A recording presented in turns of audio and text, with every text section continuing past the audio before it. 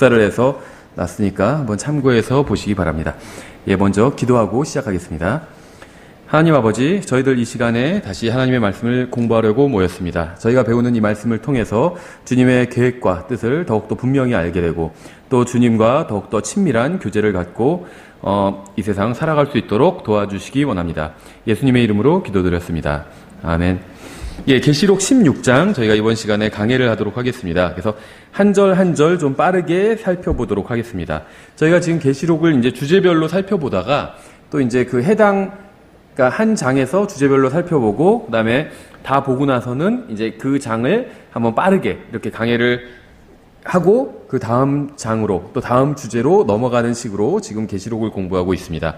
예, 계시록 16장 이번 시간에 1절부터 21절까지 좀 빠르게 한 절 한 절 살펴보도록 하겠습니다. 예, 계시록에는 이제 그 세 가지 종류의 심판이 등장을 하는데 이제 나팔 심판과 병 심판.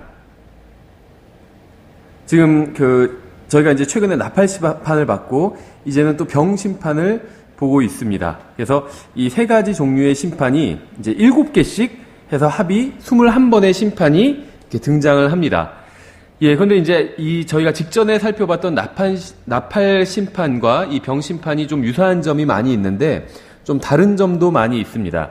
먼저 저희가 이제 오늘은 이 병 심판에 대해서 살펴보는데 잠깐 이제 나팔 심판에 대해서 말씀을 드리면 나팔 심판은 3분의 1이 가해지는 심판이었는데 이제 병 심판은 지구 전체에 가해지는 심판입니다. 그러니까 이전에 있었던 이 7번의 나팔 심판보다 훨씬 더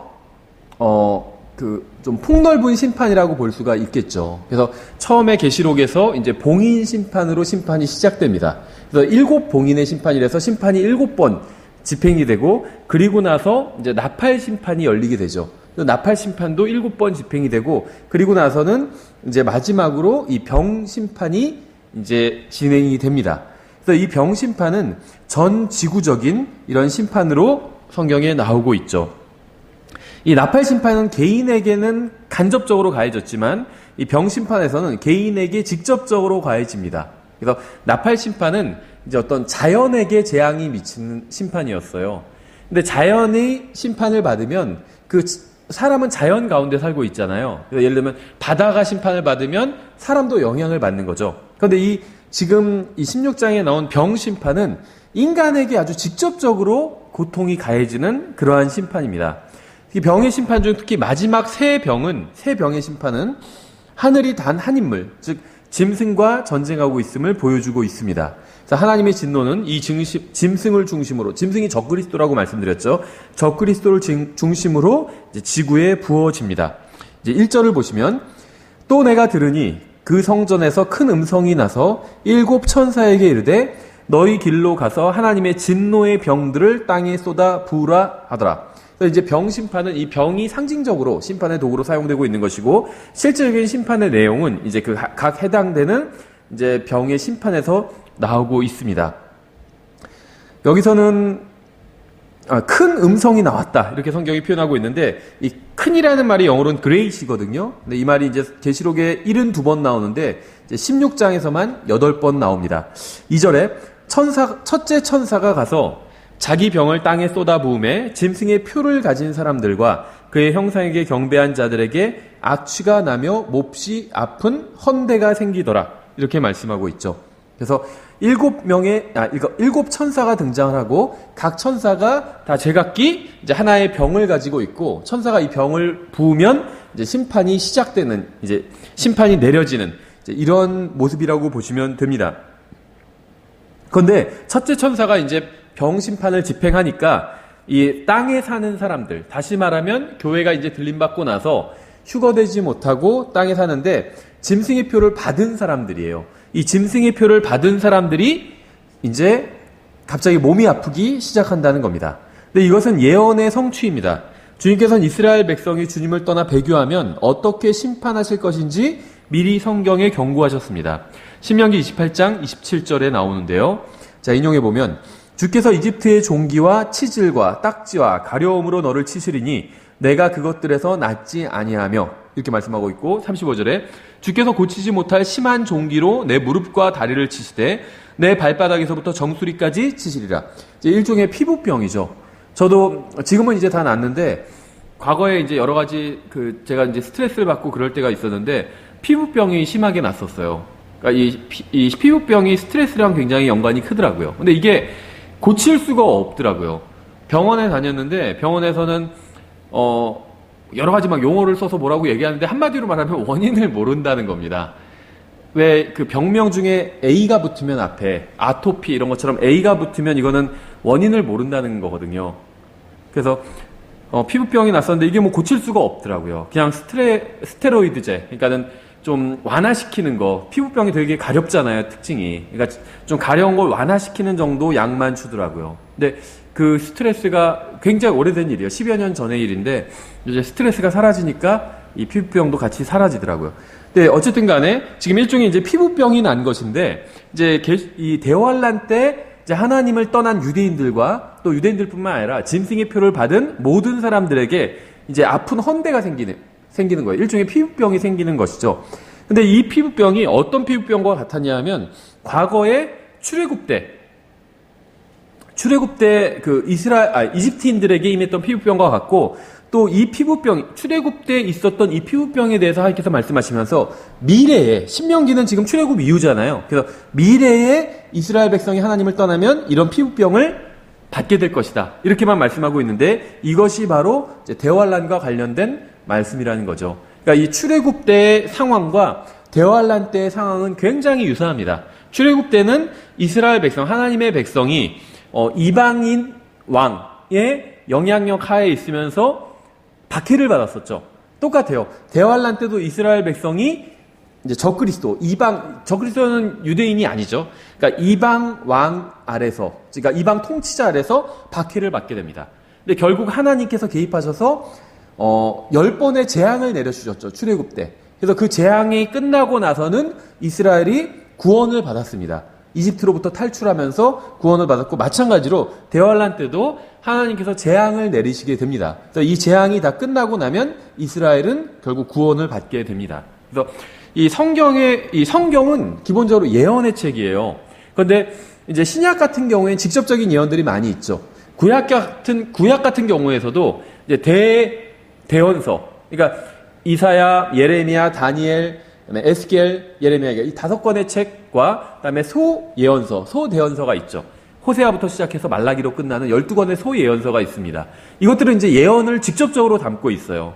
대부분 종말에 관한 예언들을 많이 담고 있는데, 근데 비단 구약 성경에서 이런 대언서들, 이사야나 뭐 다니엘이나 호세아나 이런 예언서들 외에 모세오경도 있고, 그 다음엔 역사서들도 있죠. 사무엘기 상하, 역대기 상하, 열왕기 상하 역사서들도 있고, 그 다음에 이제 시가서들도 있죠. 시편, 잠언, 욥기, 솔로몬 전도서, 그 다음에 솔로몬의 아가 이렇게 5권의 또 시가서도 있고, 이런 책들도 다 예언서에 그러니까 엄밀히 보면 예언을 다루고 있는 책이라고 보시면 돼요. 역사서는 예언이 역사의 형태로 기록됐다고 보시면 되고, 시가서는 예언이 시의 형태로 기록되었다고 보시면 됩니다. 그래서 우리가 잘 아는 시편 22편 같은 메시아 시편 같은 게 있잖아요. 나의 하나님이 어찌하여 나를 버리셨나이까. 그렇게 기록하고 있죠. 물론 그건 다윗이 기록한 것입니다. 근데 우리가 그 시만 본다면 그냥 고난받는 사람이 하나님께 울부짖는 내용인가 보다 이렇게 생각할 수가 있는데, 신약 성경을 보니까 떡하니 그걸 인용해 놓고 있어요.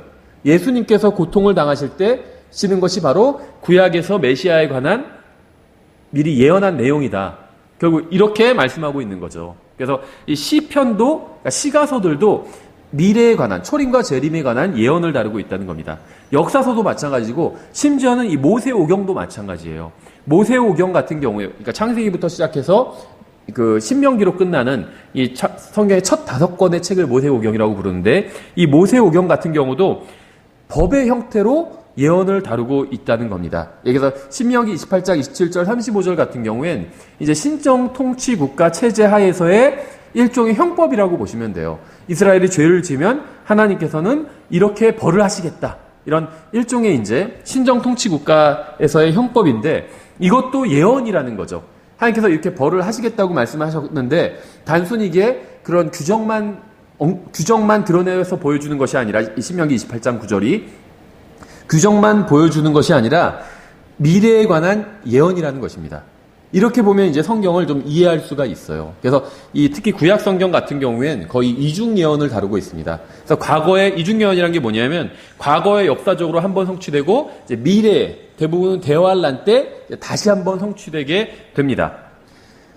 3절에 둘째 천사가 자기 병을 바다에 쏟아 부음에 바다가 죽은 사람의 피같이 되어 모든 살아있는 혼이 바다에서 죽더라. 이렇게 되었죠. 이건 이제 하나님께서 이집트를 심판하셨던 것과 굉장히 유사합니다. 출애굽기 7장 20절에 모세와 아론이 주께서 명령하신 대로 행하여 그가 파라오의 눈앞과 그의 신하들의 눈앞에서 막대기들을 들어 강의 물들을 치니 강의 모든 물이 피로 변하며 이렇게 말씀하고 있죠. 실제로 출애굽 때 이제 파라오가 완악하게 행하면서 이스라엘 백성을 가게 하지 않을 때 이제 모세가 파라오 앞에서 기적을 행하게 되는데 막대기를 들어서 물들을 치니까 강의 물들이 피로 변하였다. 이렇게 말씀하고 있죠. 그래서 이 출애굽 때 있었던 일이 계시록에서도 이제 유사하게 일어나는 것을 우리가 이 16장에서 볼 수 있습니다. 근데 이 피라는 것은 이제 몸에서 빠져나가게 되면 두 가지 일이 일어나는데 첫 번째는 응고됩니다. 피가 빠져나가면 굳기 시작하죠. 땅에 피를 흘리게 되면 그 피가 계속 액체 상태로 있는 것이 아니라 굳게 돼요. 그렇죠. 그러니까 물이랑은 좀 다르죠. 물은 다 증발해 버리잖아요. 근데 피는 굳어서 그 자국이 남아 있다는 거죠.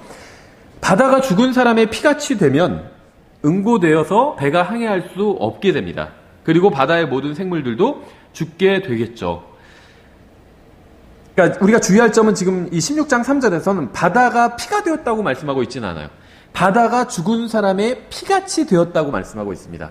비슷하다는 겁니다. 피는 아닌데 죽은 사람의 피같이 되었다는 거예요. 근데 하필 살아있는 사람의 피도 아니고 죽은 사람의 피라는 것을 봐서는 아마도 이제 응고되는 바다가 그런 현상이 일어나게 될 것이라고 우리가 추측해 볼 수가 있겠죠. 그래서 바다가 만약에 응고돼 버리면 그 바다 안에 있는 모든 생물들도 당연히 죽게 되겠죠.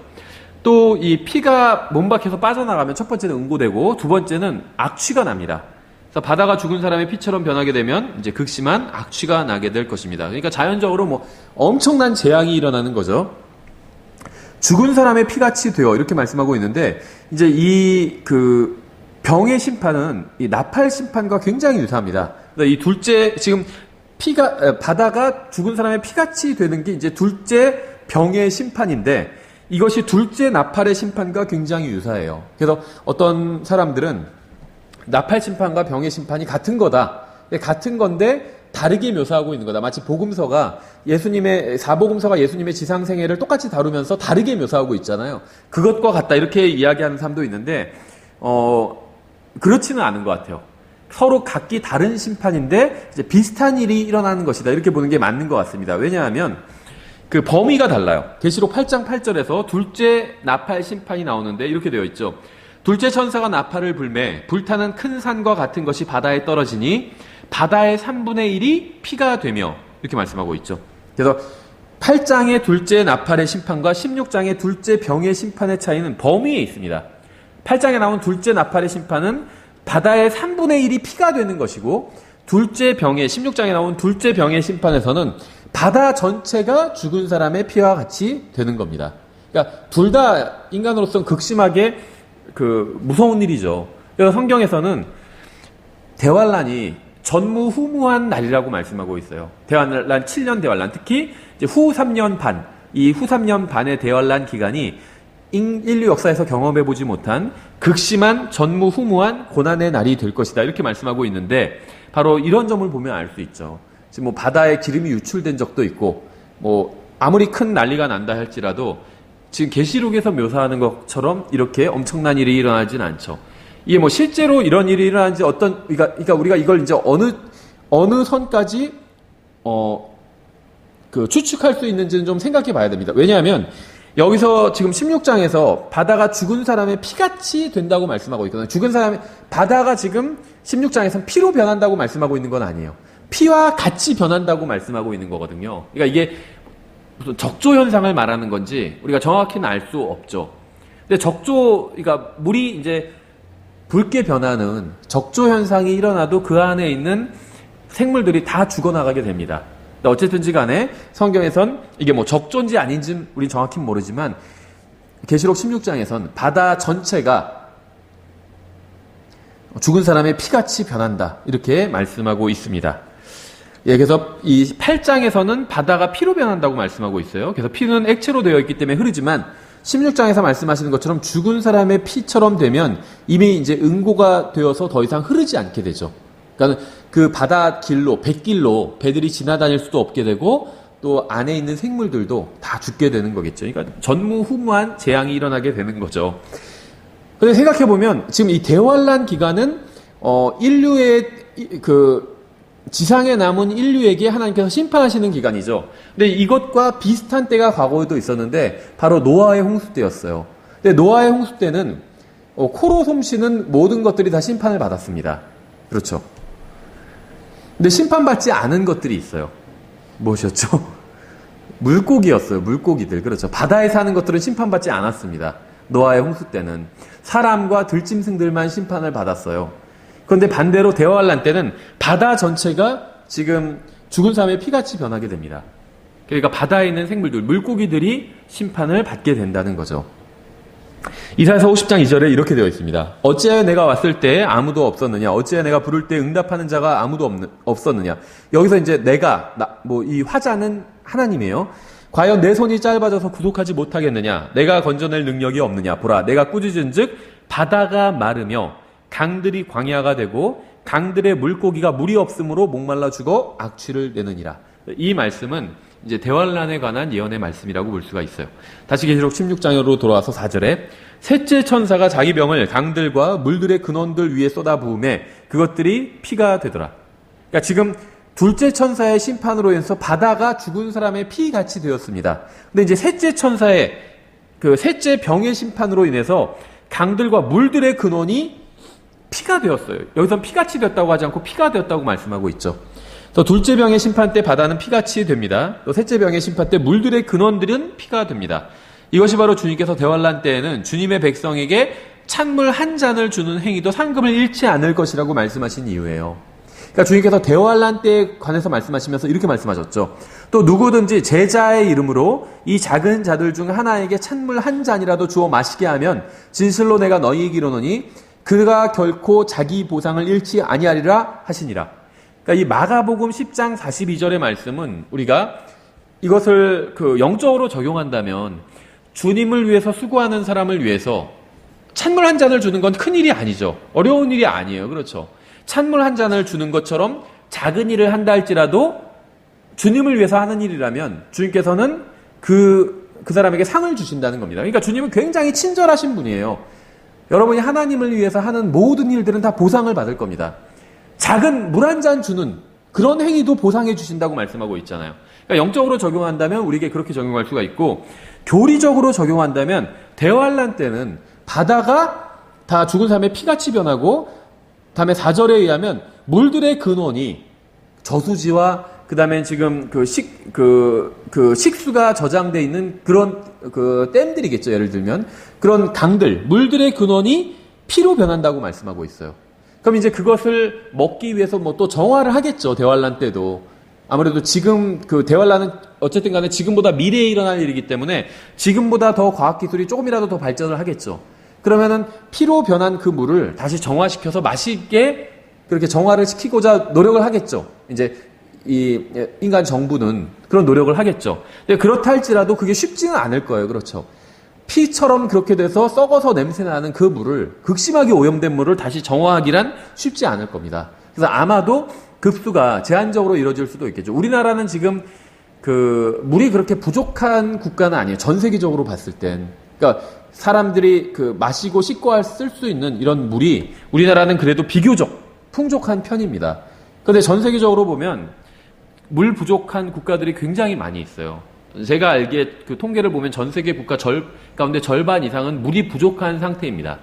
그러니까는 식수가 제한적이라는 거예요. 근데 대환란 때는 그 고통이 훨씬 더 심해지겠죠. 그럴 때 주님을 위해서 또 주님의 백성들에게 아니면 주님의 말씀을 전하는 사람에게 찬물 한 잔이라도 준다면 주께서 보상해 주시겠다는 겁니다. 그러니까 교리적으로는 이 대환란과 관련된 말씀이라는 거예요. 이 마가복음 10장 42절의 말씀이 대환란과 관련된 말씀이라는 거죠.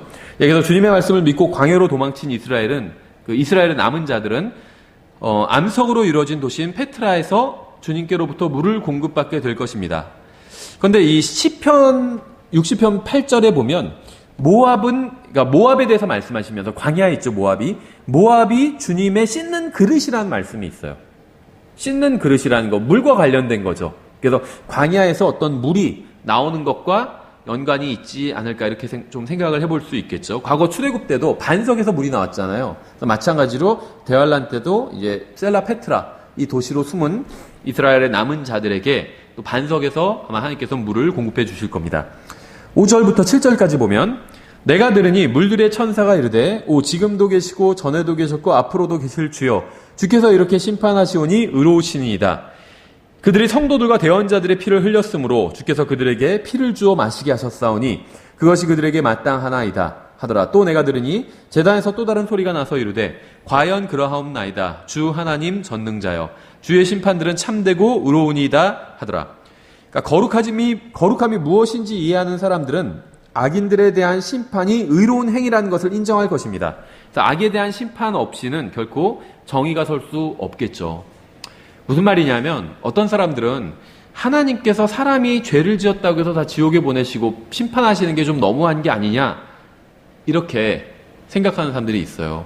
또 자기가 죄를 좀 졌다고 해서 하나님께서 자기를 심판하시는 게 좀 너무한 게 아니냐 이렇게 생각하는 사람들이 있다는 겁니다. 그런데 만약에 세상 판사가 죄를 지은 사람을 그냥 무죄 선언을 해준다면 사람들이 어떻게 생각할까요? 아니면 뭐 실질적인 그러니까 무죄 선언은 아니지만 일종의 뭐 집행유예나 이런 걸 선고한다면 죄는 있지만 처벌하지는 않겠다는 게 집행유예거든요. 저도 지금 뉴스 들으면서 오니까 뭐 누가 집행유예를 받아서 풀려났다 막 이런 기사가 나오더라고요. 그럼 사람들이 어떻게 생각할까요? 분명히 죄를 지었는데 감옥에 가지 않는 거예요. 집행유예로 풀려나는 겁니다. 그러면 의롭다고 하지 않겠죠. 그러니까 사람들이 이 세상 판사가 누군가를 그냥 풀어주면 그 사람은 불의하다고 합니다. 그런데 그래놓고는 하나님께는 그냥 좀 풀어주시길, 특히 자기 죄에 관련해서는 좀 그냥 하나님께서 봐주셨으면 좋겠다. 날 처벌하지 않고 이렇게 생각한다는 거죠. 근데 만약에 하나님께서 죄에 대해서 처벌하지 않고 그냥 풀어주신다면 그럼 불의한 하나님이 된다는 겁니다. 그렇죠.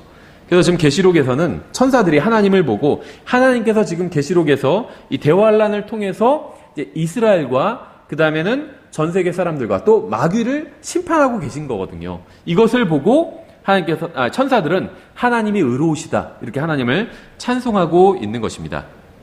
8절에 넷째 천사가 자기 병을 해 위에 쏟아부음에 해가 사람들을 불로 태울 권능을 받아서 사람들을 큰 열기로 태우니 그들이 이 재앙들을 다스리는 권능을 소유하시는 하나님의 이름을 모독하며 또 회개하지 아니하여 그분께 영광을 돌리지 아니하더라. 그러니까 회개하지 아니하여서 그분께 영광을 돌리지 아니한다 이렇게 말씀하고 있는데 거꾸로 얘기하면 우리가 회개한다면 하나님께 영광을 돌리는 일이 된다는 것으로 볼 수도 있겠죠. 예, 그런데 여기서 이제 태양의 이 열기와 관련해서 이사야서 30장 26절 27절에서는 이렇게 말씀하고 있습니다.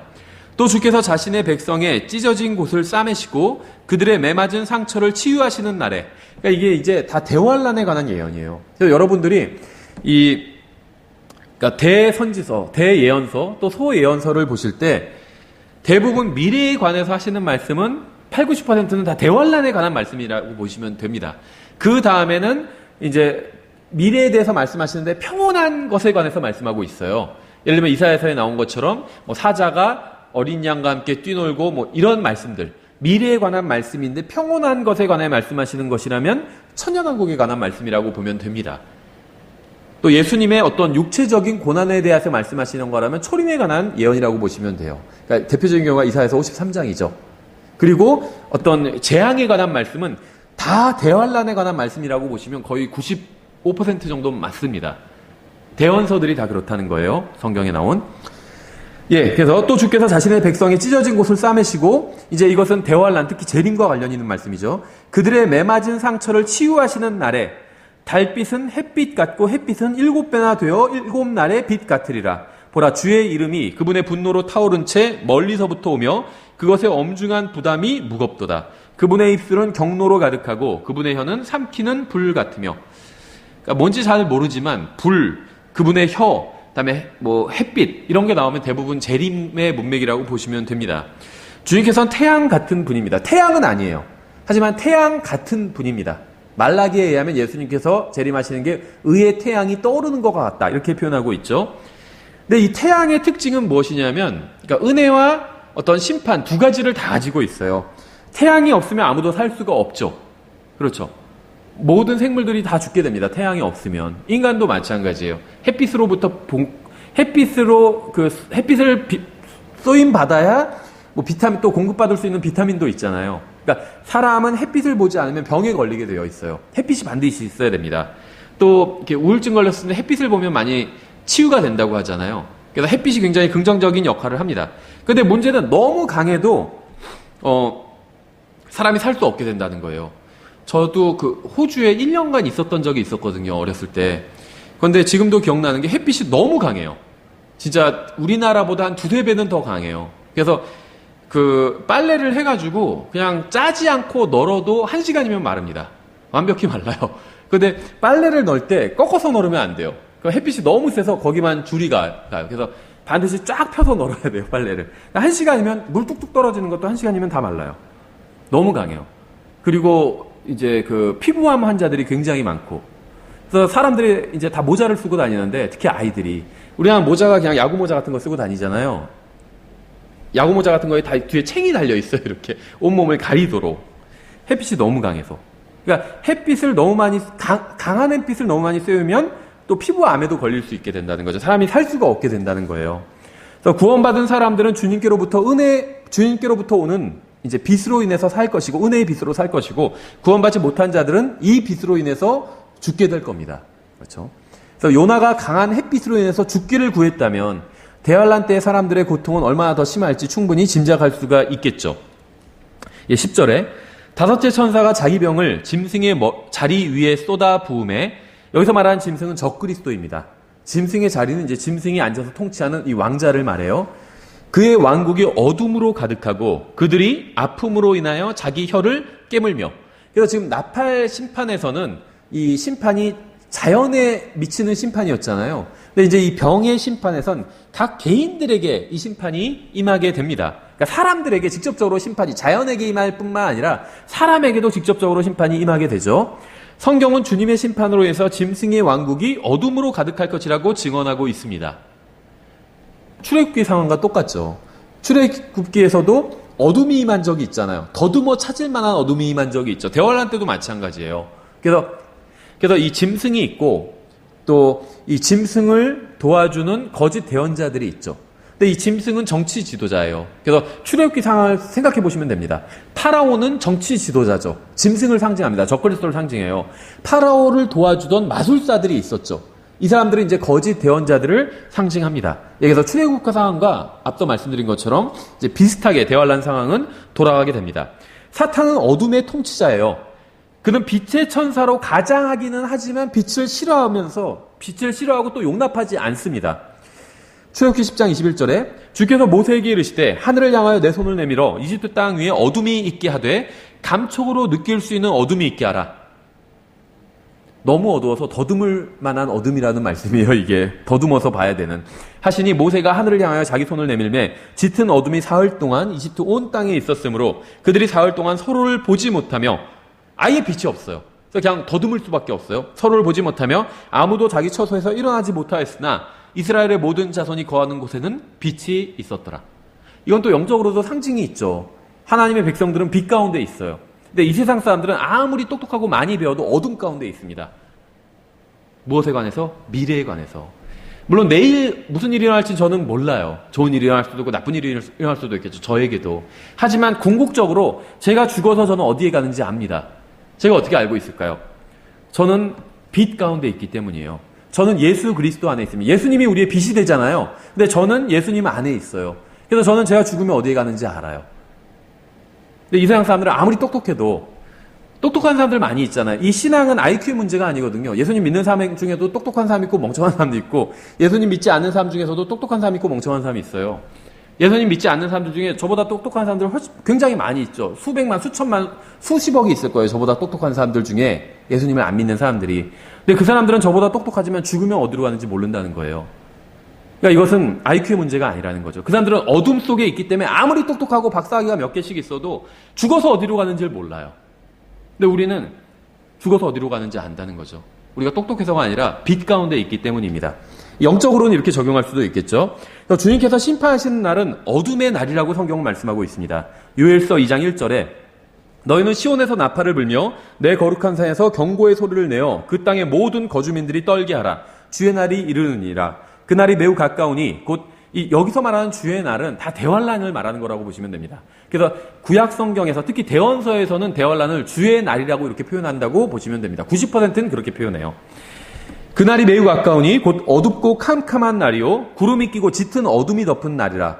이 날은 아침이 산들 위로 퍼지는 것 같으니 이는 크고 강한 백성으로 인함이라. 이와 같은 것이 지금까지 없었고 그것 이후에도 많은 세대의 여러 횟수에 이르도록 다시는 없으리로다. 대환란 때는 주님의 심판으로 인해서 어두워지게 될 것입니다. 마가복음 13장 24절에도 나와 있어요. 그러나 그 날들에 대환란을 말씀하시는 거죠. 그 환란 뒤에 해가 어두워지며 달이 자기 빛을 내지 아니하고 이렇게 말씀하고 있어요. 그래서 문제는 인간들도 마귀를 따라서 빛보다 어둠을 더 사랑한다는 것입니다. 그래서 항상 그 하나님은 빛 가운데 계시고 마귀는 어둠 가운데 있어요. 요한복음 3장 19절에서 정죄는 이것이니 곧 빛이 세상에 왔을 때 사람들이 자기 행위가 악함으로 빛보다 어둠을 더 사랑한 것이니라. 이렇게 말씀하고 있죠. 이게 정죄라는 겁니다. 이게 사람이 정죄받는 이유라는 거예요. 그러니까 사람이 실제적으로 죄를 지어서 지옥에 가는 게 아니라는 겁니다. 무슨 말이냐면 죄를 지어서 지옥에 간다면 저도 지옥에 가야 되잖아요. 저도 죄를 지은 적이 있기 때문에. 근데 저는 지옥에 가지 않아요. 왜냐하면 하나님께서 저에게 빛을 비춰주셨습니다. 여러 번 빛을 비춰주셨지만 크게 보면 2번 빛을 비춰주신 거예요. 첫 번째 빛은 무엇이냐면 제가 죄인이라는 사실입니다. 하나님 앞에서. 근데 이 빛을 저는 받아들였어요. 하나님의 말씀을 내 마음속에 비춰보니까 저는 죄인이었어요. 하나님 앞에서. 사람들 앞에서는 죄인이 아니었습니다. 제가 사람들 앞에서는 그렇게 나쁜 짓을 한 적은 별로 없었거든요. 약간 있었지만 대부분 다 짓는 그런 평범한 나쁜 짓이었어요. 근데 하나님 앞에서는 하나님은 저의 행위뿐만 아니라 의도를 다 보시잖아요. 하나님 앞에서는 내가 죄인이라는 것을 부인할 수 없겠더라고요. 그래서 저는 인정했습니다. 하나님께서 저에게 빛을 비춰주셨는데 너는 죄인이다 하는 빛을 비춰주셨는데 전 그 빛을 받아들였습니다. 그랬더니 비춰주신 2번째 빛은 뭔지 아세요? 요한복음 1장에 나오는 거예요. 참 빛을 비춰주신다고 하셨죠. 처음엔 빛을 비춰주세요. 1장에서 앞부분에서. 그 다음엔 참 빛을 비춰주시는데 그 참 빛은 바로 예수 그리스도입니다. 너는 죄인이지만 예수 그리스도를 통해서 넌 구원받을 수 있다는 빛을 비춰주신 거예요. 그래서 저는 그 빛도 받아들였습니다. 그래서 저는 죄를 지었음에도 불구하고 지옥에 가지 않는 겁니다. 구원받게 된 거예요. 근데 구원받지 못한 사람들은 이 2가지 빛을 다 거부합니다. 너는 죄인이다 하는데 내가 뭐 그렇게 죄인이야. 나보다 나쁜 사람들 많은데. 이렇게 생각하는 거예요. 그러면서 하나님께서 비춰주신 빛을 거부하는 겁니다. 하나님께서 비춰주신 빛, 첫 번째 빛, 내가 죄인이라는 그 빛을 거부하면 2번째 빛, 참빛, 예수 그리스도께서 구원자가 되신다는 그 빛도 거부하게 됩니다. 그렇죠? 누가 예수님을 믿을까요? 자기가 죄인이라, 하나님 앞에서 죄인이라는 사실을 인정한 사람이 예수님을 믿어요. 왜냐하면 예수님은 구원자기 때문에 자기 죄들에서, 그러니까 그들의 죄들에서 그들을 구원할 자, 이게 예수님의 이름이잖아요. 백성의 죄에서 백성을 구원할 자, 이게 예수라는 이름의 의미거든요. 그래서 예수님을 구원자로 받아들이기 위해서는 자신이 죄인이라는 걸 인정해야 됩니다. 첫 번째 비춰주신 빛, 내가 하나님 앞에서 죄인이라는 빛을 거부한 사람들은 예수님도 당연히 거부하겠죠. 그래서 하나님께서 사람들을 정죄하시는 이유는 사람들이 빛보다 어둠을 더 사랑하기 때문이에요. 하나님께서 빛을 비춰주셨는데 너는 죄인이라는 빛을 비춰주셨는데 그게 싫은 거예요. 내가 죄인이라는 그 사실을 인정하기가 싫은 거예요. 그러니까는 하나님이 비춰주시는 빛을 피해서 어둠으로 도망가 버린 겁니다. 그렇죠. 복음을 전할 때도 그럴 때 있어요. 성경에 의하면 선생님은 하나님 앞에서 죄인입니다. 그래서 로마서 3장 23절이나 10절을 보여줘요. 그럼 딱 거부해버리는 사람이 있습니다. 빛을 피해서 어둠으로 도망가 버리는 거예요. 나 그렇게 나쁜 짓 한 적이 별로 없는데요. 딱 거부해버리는 거예요. 그렇죠. 그런 사람을 하나님께서는 정죄하신다는 겁니다. 어떻게 정죄하시냐? 그런 사람은 자기 행위대로 정죄하시는 거예요. 행위대로 심판하신다고 그랬어요. 억울할 게 없어요. 아, 예수님을 내가 거부했다고 해서 심판하시나? 억울할 게 없어요. 행위대로. 그 사람이 예수님을 거부한 것도 죄지만 그 사람이 지은 죄 그대로 심판하신다는 겁니다. 그렇죠. 이게 행위대로 심판하신다는 거예요. 예, 다섯째 나팔 심판 때 하늘에서 별이 떨어지는 것을 봤죠. 우리가 앞에 나팔 심판에서 봤습니다. 이것은 이제 계시록 12장 7절부터 12절에 나온 대로 사탄이 하늘에서 쫓겨나는 것과 관련이 있습니다. 계시록에 보면 천사가 이 별과 관련이 있어요. 그렇죠. 그래서 천사가 인도하는 것이 별이 인도하시는 거라고 이렇게 성경에서 나오는 부분이 있습니다. 예를 들면 예수님께서 출생하셨을 때 동방의 현자들이 별을 보고 따라오게 되거든요. 동방에서부터 예수님 출생하신 곳까지. 그런데 그것이 이제 문자적인 실제 별은 아니에요. 왜냐하면 별은 온 세상을 비추는 거지 어느 집 위에서 머무르진 않거든요. 근데 예수님께서 태어나신 그 마국간 위에서 별이 멈춰서게 됩니다. 그래서 그 동방의 현자들이 들어가서 예수님께 경배를 하게 되죠. 그래서 그 별은 실제적인 별이 아니라 천사라고 보는 것이 합당한 해석이에요. 그냥 별은 어느 집 위에서 멈춰서지 않거든요. 천사는 멈춰설 수가 있겠죠. 여기서 이 천사, 아니면 타락한 천사, 영적인 존재들은 다 성경에서 이제 별로 상징이 됩니다. 별로. 그러니까 별이 천사나 영적인 존재들을 상징하고 있는데 12장에서 사탄이 하늘로부터 이제 쫓겨나는 장면이 있어요. 그것을 이제 나팔 심판에서는 별이 떨어졌다 이렇게 표현하고 있습니다. 그래서 사탄이 하늘에서 떨어지고 나면 자신의 권능을 짐승인 적그리스도에게 주게 됩니다. 그리고 사탄의 왕자와 왕국은 하나님의 진노를 받게 됩니다. 사탄의 추종자들은 누가 이 짐승과 같으냐, 누가 능히 그와 전쟁하겠느냐라고 하면서 이 적그리스도를 자랑했지만 짐승의 왕국이 어둠으로 가득하고 그 왕국에 속한 사람들은 이제 아픔으로 인해서 피부병이었죠. 그래서 자기 혀를 깨물게 될 것입니다. 그의 왕국이 어둠으로 가득하고 이렇게 말씀하고 있는데 이것은 예언의 성취입니다. 어둠이 임한 후에 주님께서 재림하시게 됩니다. 이사야서 60장 2절부터 3절에 보라 어둠이 땅을 덮으며 짙은 어둠이 백성들을 덮으려니와 오직 주께서 일어나사 내 위에 임하시고 그분의 영광이 내 위에 나타나리니 이방인들이 내 빛으로 나오며 왕들이 내 솟아나는 광채들로 나오리라. 근데 이게 이제 예언의 성취인데 방금 제가 읽은 이사야서 60장 2절 3절을 읽었는데 1절이 뭐냐면 일어나 내 빛을 발하라 이거예요. 근데 이걸 대부분의 그 무천년주의에서는 이제 그리스도인들에게 우리에게 적용하죠. 물론 이제 영적으로 적용할 수도 있어요. 일어나서 빛을 발하라. 예수님께서 비춰주시는 빛을 다른 세상 사람들에게도 비춰주라. 이렇게 적용할 수도 있겠지만 이제 이것은 교리적으로는 대환란 때 이스라엘에 관한 말씀이라고 볼 수가 있습니다. 그래서 빛을 발하라고 하시는 이유는 온 땅이 어둠으로 가득하게 되기 때문이에요. 근데 하나님의 백성들에겐 빛이 있습니다. 그래서 그 빛을 발하라는 거예요. 그래서 예수 그리스도의 재림과 관련된 말씀이죠. 나홈 1장 6절부터 8절에서도 누가 능히 그분의 경로 앞에 서리요 누가 능히 그분의 맹렬한 분노 가운데 거리요 그분의 경로가 불같이 쏟아졌고 그분으로 말미암아 바위들이 무너져 내렸도다. 주께서는 선하시고 고난의 날에 강한 요새가 되시나니 그분은 자신을 신뢰하는 자들을 아시느니라. 그러나 그분께서는 넘쳐나는 큰 물로 거기에 처소를 철저히 끝내시고 자신의 원수들을 어둠으로 추격하시리라. 어둠 속으로 몰아넣으신다는 거죠. 마가복음 14장 24절에 그러나 그 날들에 그 환난 뒤에 해가 어두워지며 달이 자기 빛을 내지 아니하고 하늘의 별들이 떨어지며 하늘에 있는 권능들이 흔들리리라. 그래서 여기서 말하는 하늘의 별들도 문자적인 별들을 의미할 수도 있고 첫 번째, 두 번째는 영적 존재들이라고 볼 수가 있겠죠. 왜냐하면 바로 하늘의 권능들이 흔들리리라 이렇게 말씀하고 있잖아요. 이 하늘의 권능들은 이제 공주 중에 권세 잡은 자들입니다. 이 자들이 흔들리게 되는 거예요. 다시 계시록 16장으로 돌아와서 11절에 또 자기의 아픔과 헌대로 인하여 사람들이 하나님을 모독하고 자기 행실을 회개하지 아니하더라. 이게 이제 하나님 앞에서 마음이 삐뚤어진 사람들의 전형적인 태도입니다. 욥의 부인도 똑같은 그 태도를 갖고 있었죠. 욥이 고난을 당할 때 욥의 부인이 뭐라고 그랬죠? 하나님을 저주하고 죽으라 그랬죠. 그냥 죽는 것도 아니고 하나님을 저주하고 죽으래요. 근데 여기서도 대환란 때 사람들이 극심한 이제 피부병을 앓게 되면서 하나님을 모독합니다. 그러면서 끝까지 회개하지 않아요. 사람들은 끝까지 하나님을 모독할 것입니다. 이것도 역시 예언의 성취입니다. 이사야서 8장 19절에 나와 있죠. 그들이 너희에게 말하기를 부리는 영들을 지닌 자들과 슬쩍 엿보고 중얼거리는 마술사들에게 구하라 할 때 백성이 마땅히 자기들의 하나님께 구하여야 하지 아니하겠느냐. 산자를 위하여 죽은 자에게 구하겠느냐? 그들의 율법과 증언에게 구할지니 만일 그들이 이 말씀에 따라 말하지 아니하면 그들 안에 빛이 없기 때문이니라. 그러니까 이 빛은 말씀과 관련이 있다는 걸 알 수가 있죠. 말씀에 따라 말하지 아니하면 그 안에 빛이 없는 거래요. 그러니까 말씀 안에 있어야 빛이 있는 겁니다. 그들이 심히 괴로운 처지에 놓여 굶주린 채로 이 땅을 지나가리라. 그들이 굶주릴 때 스스로 초조해하며 자기들의 왕과 자기들의 하나님을 저주하고 또 위를 쳐다보며. 예, 그래서 이것도 대환란과 관련된 말씀이죠. 다시 계시록 16장 12절에 여섯째 천사가 자기 병을 큰 강 유프라테스 위에 쏟아 부음에 그것에 물이 말라서 동쪽의 왕들의 길이 예비되더라. 과거에 이스라엘 백성이 홍해를 마른 땅처럼 건넌 일이 대환란 때 재현될 것입니다. 유프라테스 강이 말라서 그 길을 이제 큰 군대가 지나가게 된다는 말씀이에요.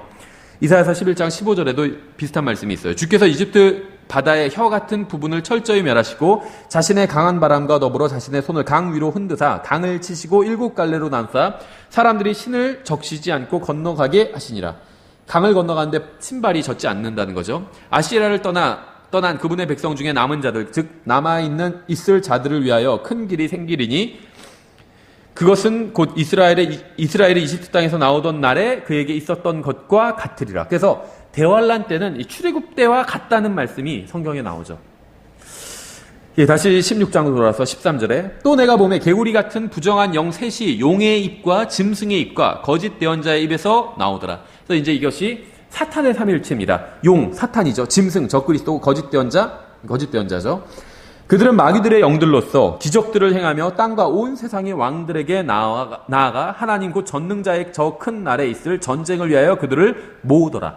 아까 저희가 인용한 말씀 중에 말씀이 있어야 빛이 있다고 하시는 말씀을 제가 인용해 드렸죠. 여기서는요, 그러니까 더러운 영들, 마귀들의 영들인데 기적을 행하고 있대요. 그러니까 기적을 행한다고 해서 그게 다 하나님으로부터 나온 것은 아니라는 거죠. 은사주의자들이 속임수도 쓰지만 기적을 행할 수도 있다는 거예요. 때에 따라서는, 특히 미래에는. 근데 그것은 하나님으로부터 나온 것이 아닌 기적이라는 겁니다. 성경에 의하면 거짓말하는 부정한 영이 존재합니다. 열왕기상 22장에도 나오죠. 하나님께서 누구를 속이려고 하는데 어떻게 속일까 하니까 거짓말하는 영이 나와서 제가 속이겠습니다. 그런 장면이 나와요. 그렇죠. 궁금하신 분 열왕기상 22장 20절 읽어보시면 되고, 여기서 계시록에 의하면 이 거짓말하는 영은 마귀의 영들이라는 것을 알 수 있습니다. 예, 15절 보라 내가 도둑같이 오나니 깨어있어 자기 옷을 지키고 벌거벗고 다니지 아니하여 그들에게 자기 수치를 보이지 아니하는 자는 복이 있도다. 주님께서는 도둑같이 오실 것입니다. 유엘서 2장 9절에 그들이 그 도시에서 이리저리 달려가며 성벽 위에서 달려가고 주위로 올라가며 도둑같이 창문을 통해 들어가리니 이렇게 말씀하고 있어요. 도둑같이 오신다는 말씀의 의미가 무엇일까요? 주님께서 도둑은 아니죠. 그러니까는 성경에서는요, 주님을 부정적인 것으로 묘사하면서 설명할 때가 있어요. 그러니까 예수님을 부정적인 것으로 그러니까 어떤 부정적인 것을 상징으로 사용해서 예수님에 관해서 설명할 때가 있습니다. 가장 대표적인 게 뱀이죠. 뱀은 성경에서 철저하게 사탄을 상징하거든요. 그런데 모세가 장대에 뱀을 달아 올린 것처럼 예수님도 들어 올려져야 된다라고 할 때 예수님을 뱀으로 비유해서 설명하고 있죠. 뱀을 예수님으로 비유해서 설명하고 있는 것처럼 마찬가지로 예수님께서 오실 때, 재림하실 때 도둑같이 오신다 이렇게 말씀하고 있어요. 이 말씀의 의미는 두 가지인데, 첫 번째는 도둑이 와서 무엇을 가져가죠? 좋은 걸 가져가잖아요. 도둑이 와가지고, 저도 집안에 이제 쓰레기를 모아놓거든요. 일주일에 한 번씩 재활용 쓰레기 버리는 날이 있어서 재활용 쓰레기를 모아놓는데, 도둑이 와서 그걸 가져가지는 않아요. 그렇죠? 좋은 걸 가져갑니다. 보석을 가져가고, 돈을 가져가고, 좋은 걸 가져가요. 예수님께서 공중으로 오시면, 예수님이 오시면 두 가지예요. 공중 재림, 지상 재림입니다. 공중으로 오셔선 구원받은 교회, 성도들을 데려가실 겁니다. 보석을 가져가시는 거예요. 그리고 지상으로 재림하셔서는 이제 심판하시는 겁니다. 들림받지 못하고 남은 사람들을 심판하시는 거죠. 그런데 이제 두 번째, 도둑같이 온다는 말의 두 번째 특징은 아무도 그 오실 때를 모른다는 거예요. 성경은 분명하게 예수님께서 오실 때를 아무도 알 수 없다 이렇게 말씀하고 있습니다. 심지어 예수님 자신도 모른다고 말씀하고 있어요. 예수님은 전능하신 하나님인데 예수님도 모른다는 겁니다. 왜냐하면 아버지 하나님께서 자신의 권한에 두셨기 때문이에요. 예수님은 자신이 언제 오실지 모르는 겁니다. 그런데 예수님께서 언제 오실지 안다고 주장한다면 그 사람은 거짓말쟁이라는 거죠. 또 심지어 이 독립침례교에서 또 전천년주의 성경을 바르게 해석한다고 하는 사람들 중에서도 예수님께서 오시는 날을 찍는 사람들이 있어요. 2000년 몇 월이다, 뭐 2010 몇 년 몇 월이다 찍는 사람들인데 그것은 다 잘못된 겁니다. 예수님이 오시는 날은 아무도 알 수 없어요. 도둑이 오는 날을 누가 알아요? 그렇죠? 아무도 알 수 없는 것처럼 예수님이 오시는 날은 아무도 알 수 없습니다. 만약에 누가 아무리 훌륭한 목사라 할지라도 예수님이 오시는 날을 안다고 하는 사람이 있다면 그 사람이 거짓말하고 있는 거예요. 성경은 그렇게 말씀하고 있지 않기 때문에. 깨어있어 자기 옷을 지킨다. 이게 무슨 말일까요? 이 옷은 신분과 관련이 있고 또 상태와 관련이 있습니다. 어떤 옷을 입었느냐에 따라서 무엇을 하는지가 결정난다는 거죠. 그렇죠. 또 어떤 옷을 입었느냐에 따라서 이 신분과 관계가 있어요. 특히 성경에서는 이 옷이 성도들의 의를 상징할 때가 있습니다. 그렇죠. 그런데 잠을 잘 때는 자신의 옷을 벗어서 이제 옷장에 걸어두거나 옷을 잘 개어서 옆에 둡니다. 그렇죠. 우리가 지금 입고 있는 옷을 입고 잠자지는 않아요. 그렇죠. 저도 잠을 잘 때는 가장 편한 옷으로 갈아입습니다. 그래서 깨어있는 사람은 상태와 신분을 상징하는 옷을 그대로 입고 있을 것이고 잠든 자들은 그렇지 못할 것입니다. 그래서 그 깨어있어야 자기 옷을 지킬 수 있다는 거예요. 그대로 입고 있기 때문에. 잠잘 때는 입고 있던 옷을 벗어서 왕도 평상시에 깨어서 진물을 볼 때는 왕의 옷을 입고 있지만 잘 때는 그 옷을 다 벗어서 옆에 두고 편한 옷을 입고 자잖아요. 그렇죠. 그러니까 자기의 신분을 상징하는 옷을 벗어두게 된다는 거죠. 잠을 잘 때는. 그래서 여기서 말씀하시는 것도 이제 그런 의미예요. 깨어 있어야 자기 옷을 지킬 수 있다. 자기의 신분을 상징하는 그 옷을 지킬 수 있다는 겁니다. 그렇죠? 그래서 깨어 있는 사람은 상태와 신분을 상징하는 옷을 그대로 입고 있을 것이고 잠든 자들은 그렇지 못할 것입니다. 물론 여기에 대한 말씀은 이건 교회에 주는 말씀이 아니에요. 나중에 대환란 때 환란 성도들에게 주시는 말씀이에요. 그래서 주님께서 도둑처럼 다시 오실 때 깨어있는 자들은 준비되어 있을 뿐 아니라 안전할 것입니다. 이것은 물론 교리적으로 환란 성도들에게 관한 말씀이에요. 근데 이 15절은 계시록에 나온 주님의 재림을 간략하게 요약한 구절입니다. 보라 내가 도둑같이 오나니 깨어 있어 자기 옷을 지키고 벌거벗고 다니지 아니하여 그들에게 자기 수치를 보이지 아니하는 자는 복이 있도다.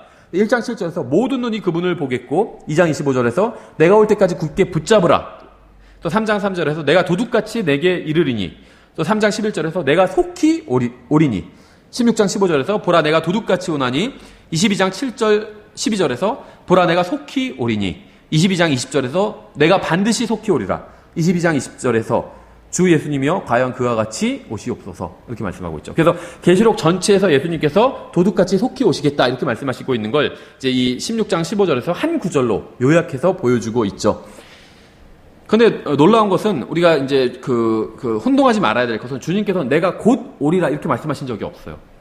그러니까 soon, I'm coming soon, 내가 곧 오겠다 이렇게 말씀하시지 않고 내가 속히 오리라, quickly, 내가 속히 빨리 오겠다 이렇게 말씀하셨어요. 차이가 뭐냐면 곧 온다는 건 시간이 거의 정해졌다는 겁니다. 이제 금방 온다 이 말이에요. 근데 빨리 온다는 건 이거는 금방 온다는 말은 아니에요. 오실 때 빨리 온다는 겁니다. 갈 때 빨리 오신다는 거예요. 근데 왜 이런 말씀하셨냐면 예수님께서는 지금 셋째 하늘에 계십니다. 첫째 하늘은 이 대기권이죠. 성경에 보면 둘째 하늘은 별들이 있는 곳이에요. 셋째 하늘은 그 별들을 넘어서 하나님께서 계신 곳입니다. 그래서 사도 바울이 셋째 하늘에 가서 낙원을 봤다. 자기가 그렇게 고린도후서에서 간증을 했잖아요. 그래서 이 셋째 하늘 하나님께서 계신 곳인데 물리적으로 인간이 갈 수가 없을 정도로 굉장히 먼 곳입니다. 근데 예수님께서는 오실 때 빨리 오시겠다는 거예요. quickly. 셋째 하늘에서 지금 첫째 하늘, 이 지상까지 빨리 오시겠다는 겁니다. 얼마만큼 빨리 오실까요? 눈 깜짝하는 순간만큼 빨리 오신다는 거예요. 그렇죠. 예, 16절에 그가 히브리 말로 아마겟돈이라 하는 곳으로 그들을 함께 모으더라. 주석가들은 이 아마겟돈에 대해서 온갖 추측을 합니다. 심지어 아마겟돈이 미시시피, 아니면 크림반도, 아니면 아메리카 대륙, 아니면 아니면 미국 어떤 도시, 아니면 프랑스, 별별 얘기를 다 해요.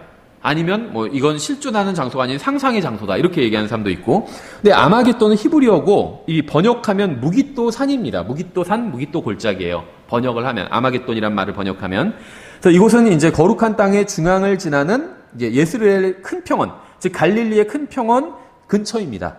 그래서 이 아마겟돈은 잘라내다 아니면 사륙하다라는 의미를 가지고 있어요. 그래서 구약 성경에서는 이곳은 큰 전쟁터였습니다. 이 무깃도 골짜기 옆에 평원이에요. 아마겟돈이. 그래서 구약 성경에서 전쟁터였어요. 사사기 5장 19절에 왕들이 와서 싸울 때 가나안의 왕들이 무기또 물가에 다낙에서 싸웠으나 돈의 이득을 취하지 아니하였도다. 그래서 이 사사기에서 이제 어떤 국제 전쟁이 일어나는데 무기또 골짜기 아마겟돈이에요. 여기서 싸웠다고 합니다. 또 선한 왕이었던 요시야 왕이 참전해서 화살을 맞은 것도 바로 이곳입니다. 역대하 35장 22절에 있죠. 그럼에도 불구하고 요시야가 그에게서 자기 얼굴을 돌이키려 하지 아니하고 오히려 변장을 하고 그와 싸우기 위해 하나님의 입에서 나온 느고의 말에 귀를 기울이지 아니하며 무기또 골짜기에서 싸우러 가니라. 이 사건도 사실은 대환란을 상징적으로 보여주는 사건인데 어쨌든지 간에 무기또 골짜기, 아마겟돈 이 장소가 구약에서 싸움의 장소예요. 이게 실제 실존하는 지명입니다. 무기또 골짜기예요. 그래서 나폴레옹이 여기를 보고 와, 이 세계 대전이 일어난다면 가장 적절한 장소가 바로 이 아마겟돈이다. 이렇게 얘기를 할 정도로 굉장히 큰 평원이라고 합니다. 여기가. 예, 그래서 하나님의 왕이 이방인들에게 살해당한 곳에서 이제 부활하신 하나님의 왕인 예수 그리스도께서 이방인들을 사륙하실 것입니다. 17절에 일곱째 천사가 자기 병을 공중에 쏟아 부음에 큰 음성이 하늘의 성전에서 왕자로부터 나서 이르되 다 이루어졌도다 하더라. It is done 이렇게 되어 있어요. 영어로는. 성경에는 큰 음성이라는 표현이 8번 나오는데 6번은 계시록에서 나오고 이제 하늘에서 누군가 말하는 소리입니다. 2번은 구약 성경에서 나오는데 한 번은 하늘에서 하나님께서 율법을 주실 때 큰 음성이 났다. 신명기 5장에 이렇게 나오고 다른 한 번은 이제 바벨론의 멸망과 관련해서 예레미야서 51장에 나옵니다. 근데 일곱째 천사가 자기 병을 공중에 쏟아 부었다고 말씀하고 있어요. 공중에 쏟아 부었다. 지금 그 7개짜리 심판이 3번에 걸쳐서 일어나죠. 계시록에선. 처음에 봉인 심판 7개, 그 다음에 나팔 심판 7개, 그 다음에 지금 마지막으로 16장에 나온 것처럼 병 심판 7개가 이렇게 7개짜리 심판 3개가 나오는데 이제 마지막 3번째, 7번째 심판이에요. 마지막 심판이죠. 그러니까 총 21개의 심판 중에 계시록에 나오는 21개의 재앙, 21개의 심판 중에 마지막 21번째 심판인데 여기서는 공중의 심판을 하십니다. 공중의 병을 쏟아 부으십니다. 그 이유가 뭘까요? 에베소서 2장 2절에 그 이유가 나오겠죠. 지나간 때에는 너희가 그것들 가운데서 이 세상의 행로를 따라 걸으며 공중의 권세 잡은 통치자 곧 지금 불순종의 자녀들 가운데서 활동하는 영을 따라 걸었느니라. 공중의 권세 잡은 통치자가 누굴까요? 마귀죠. 그래서 7번째 마지막 심판에서는 공중의 심판을 행하십니다. 즉 마귀에게 심판을 행하시는 거예요. 그래서 이때까지의 심판은 인간과 자연에 내려진 것이었는데 이제는 공중의 악한 세력과 사탄에게 심판이 임하고 있습니다. 주님께서는 사탄의 종교 체계를 17장에서 심판하시고 사탄의 정치 체계를 18장에서 심판하시고 사탄의 군대를 19장에서 심판하시고 마침내 이제 사탄 용 자체를 20장에서 심판하시게 됩니다. 그래서 여기서는 일단 이제 그 사탄을 심판하는 것으로 일단 일단락되고 다음에 17장, 18장, 19장, 20장에서 다시 이 내용이 반복된다고 보시면 돼요. 그래서 계시록의 구조가 사복음서의 구조와 비슷하다고 말씀드렸죠. 사복음서가 예수님의 마태복음 출생부터 시작해서 마태복음 끝날 때는 그러니까 죽으시고 묻히시고 부활하시고 승천하시로 끝나죠. 마가복음에서 다시 출생 시작해요. 마가복음 끝날 때 다시 승천으로 끝나고 누가복음 마찬가지, 요한복음 마찬가지입니다. 마찬가지로 계시록에서도 이 심판이 쭉 한번 진행되는 모습을 보여주고 사탄이 심판받으면서 끝나요. 그리고 다시 심판이 또 진행되는 모습이 이렇게 보여지는데 이것은 이제 한 번 있었던 심판을 또 다시 2번 심판이 있는 것이 아니라 사탄이 한 번 심판받으면 그것으로 끝나는데 그 과정을 다른 각도에서 다시 보여주는 거예요. 그래서 16장에서 사탄이 심판받죠. 20장에서 다시 심판을 받게 됩니다. 2번 받는 것이 아니라 그 심판받은 것을 복음서가 4번 예수님의 생애를 설명하는 것처럼 다시 설명하고 있다는 거예요. 하늘의 성전에서 왕자로부터 나서 이르되 다 이루어졌도다. It is done 하더라. 7째 병의 심판이 끝나면서 계시록에 나온 21가지 심판이 모두 끝나게 됩니다. 봉인 심판과 나팔 심판이 끝나며 하늘에 있는 성전이 나왔던 것처럼 병 심판이 끝나면서 다시 하늘의 성전이 등장합니다. 이제 이것은 하늘의 성전이 등장하는 마지막 장면인데요. 왜 그러냐면 이제 사탄이 심판받고 나서는 이제 천년왕국이 열리고 새 예루살렘이 도래하게 됩니다. 근데 새 예루살렘에는 성전이 없어요. 보면은 천년왕국에는 성전이 있습니다. 지상에는 성전이 있어요. 근데 새 예루살렘은 공중에 있어요. 근데 이 새 예루살렘엔 성전이 없습니다. 주님께서는 갈보리 십자가 위에선 다 이루었다고 말씀하셨는데 여기서는 지금 다 이루어졌도다 이렇게 선언하고 있죠. 근데 갈보리 십자가 위에선 요한복음 19장 30절을 보면 It is finished 이렇게 말씀하세요. 다 이루었도다. 이것은 값을 지불해서 구속을 완성하셨다는 의미입니다. 그래서 이 선언으로 인해서 인간의 혼을 위한 구원이 완성되었다는 거예요. 계시록 16장에서 다 이루어졌도다라고 선언하신 이유는 세상의 끝이 왔고 심판을 집행하시는 사람의 아들이 와서 왕국을 세우실 시간이 되었음을 선포하기 위해서 이제 모든 것이 다 이루어졌다, 이렇게 말씀하신 겁니다. 그래서 이 구절 이후에 연대기 순으로 보면은 계시록 19장 11절이 이어져야 됩니다. 그 또 내가 하늘이 열린 것을 보니 보라 흰 말이라 그 위에 타신 분은 신실하시니 참되시니라 불리더라. 그분은 의로 심판하며 전쟁을 하시느니라. 이건 예수 그리스도에 관한 설명이죠. 그래서 이 계시록 16장 지금 17절 다음에 이어질 것은 예수 그리스도의 재림이라는 거예요. 교리적으로 연대기 순으로 이어질 사건은 18절, 다시 16장 18절, 음성들과 천둥들과 번개들이 있었고 또 큰 지진이 있었는데 지진이 얼마나 크고 강력한지 사람들이 땅 위에 있은 그들 이래로 그와 같은 것이 없었더라. 그러니까 주님께서 재림하실 때는 엄청나게 큰 지진이 있을 겁니다. 이건 성경에 많이 예언되어 있어요. 스가랴서 14장 1절에 보라 주의 날이 이르리니 사람들이 내게서 노력한 물건들을 내 한가운데서 나누리라. 주의 날, 대환란에 대한 거죠. 5절에 또 너희가 그 산들의 골짜기로 도망하리니 이는 그 산들의 골짜기가 아사레까지 이를 것이기 때문이라. 참으로 너희가 도망하되 유다왕 우시아 시대의 지진 앞에서 피하여 도망한 것 같이 하리라. 또 주 내 하나님께서 임하실 것이요. 재림이죠. 모든 성도가 너와 함께 임하리라. 재림하실 때 구약 성도, 신약 성도, 환란 성도 다 같이 임하게 되죠. 그래서 이 재림하실 때 그 바로 직전에 큰 지진이 있게 될 것이다, 이렇게 말씀하고 있습니다. 누가복음 21장 11절에도 나와 있죠. 또 곳곳에 큰 지진과 기근과 역병이 있으며 또 하늘로부터 두려운 광경과 큰 표적들이 있으리라, 이렇게 말씀하고 있어요.